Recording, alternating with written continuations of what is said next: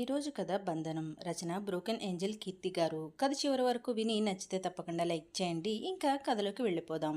అసలు ఏంటో ఈ జీవితం, ఎదవ జీవితం, బ్రతకడం ఎందుకు నేను, ఎవరి కోసం బ్రతకాలి, ఎందుకోసం బ్రతకాలి అని అంట్లు రుద్దడం కంటే అవి పడేస్తున్నట్లు విసిరి కొడుతున్నట్లు అనిపిస్తుంది సాంబవి నేను చూస్తూ ఉంటే. అసలు ఈ ఆడవాళ్ళు కోపం వస్తే దాన్ని ఇలా అంట్లు రుద్దేటప్పుడు బట్టలు ఉతికేటప్పుడు చూపిస్తారు ఎందుకో అని మనసులో అనుకుంటూ పేపర్ చదవడం ఆపేసి గదిలోకి వెళ్ళి పడుకున్నాడు రంగనాథం. ఎంత మారిపోయాడు, చిన్ననాటి నుంచి కడుపులో పెట్టుకు చూసుకుంటే పెళ్ళం రాగానే కొంగు పట్టుకుని తిరుగుతున్నాడు. అందరూ వాడిలానే ఉన్నారా అని నసుకుతూ బీపీ గోళీలు వేసుకుంటూ అంటుంది సాంబవి. ఇక ఇలా అయితే కుదిరేది లేదు అని, సాంబవి నీకు మన పెళ్ళైన కొత్త రోజులు గుర్తున్నాయా? దొంగలు పడ్డ 6 నెలలకు కుక్కలు మురుగాయంట. అలా ఉంది మీ అవ్వారం. జీవితం అంతా గడిచింది. ఇప్పుడేం చేసుకోని గుర్తు చేసుకుని, ఉన్నన్ని రోజులు మీ అమ్మగారు వేయించుకు తిన్నారు. ఇప్పుడు మీ కొడుకు కోడలు అని మొహం తిప్పుకుంది. శంభు అని ముద్దుగా పిలుస్తూ తన చేతులను పట్టుకుని, నీకు గుర్తు ఉందా, పెళ్ళయ్యాక మొదటి దీపావళి నాడు మీ అమ్మ వాళ్ళ ఇంటికి పంపించలేదు అని పండగయ్యే అన్ని రోజులు ఏడుస్తూనే ఉన్నావు. గుర్తు ఉందా?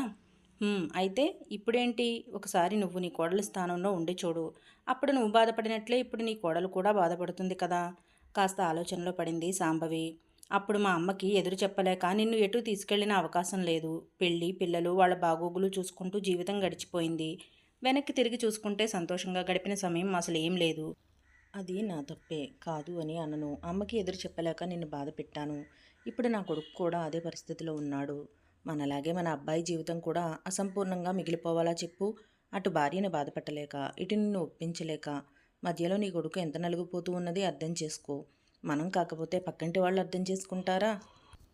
నువ్వే చెప్పు. నువ్వు ఇలా ప్రవర్తిస్తే నీ కోడలు కూడా నీలానే నువ్వు మీ అత్తమ్మని తిట్టుకున్నట్లే తిట్టుకోవడం ఖాయం. కాదు కానీ నీ కోడల వల్ల అమ్మని కలవడానికి వెళితే మాత్రం తప్ప. పక్కింటి మనమ్మ పరిస్థితి చూడు. పెత్తనం చెలాయిస్తూ అజమాయిషీ చేస్తూ ఉంటేనే కోడలు బాగుంటుంది, లేదంటే చులకనైపోతుంది అని కోడల్ని ఎన్ని కష్టాలు పెట్టింది. చివరికి ఆ పిల్ల ఆత్మహత్య చేసుకుంది. ఇప్పుడు అందరూ తిడుతున్నారుగా. చివరికి నువ్వు అలా చేస్తున్నావని నేను అనడం లేదు. కానీ కోడలు ఉత్తమురాలు కావాలంటే అది అత్త మీద ఆధారపడి ఉంది. ఎదురింటి మంగమ్మగారిని వాళ్ళ కొడుకు కోడలు ఓల్డేజ్ హోంలో వదిలివచ్చారు. ఎందుకు అని అంటే చాదస్తం పెరిగిపోయింది అని అన్నారు. కానీ మన పక్క వీధి శంకరమ్మని చూడు, కోడల్ని ఎంత బాగా చూసుకుంటుంది. అత్తని చూసి కోడలు కూడా ప్రేమగా ఉండటం నేర్చుకుంది. రేపు తనకు వచ్చే కోడలతో అలానే ఉంటుంది. అప్పుడు వాళ్ళ జీవితంలో ఏం ఇబ్బంది ఉండదు కదా.